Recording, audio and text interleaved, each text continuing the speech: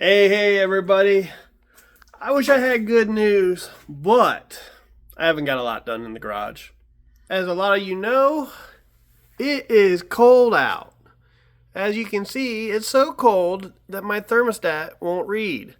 And the reason is because my central went out in my garage, so I have no heat. I have been out here sanding, so I started to sand the epoxy to start getting it ready for high build.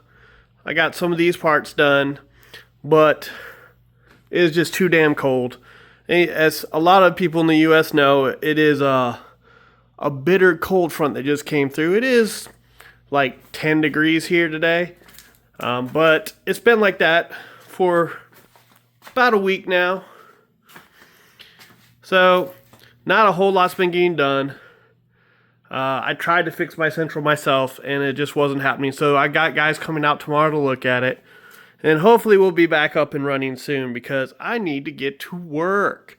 And I can't paint anything with primer or anything unless I have some heat out here. So I just wanted to give you guys a quick update, let you know what's going on.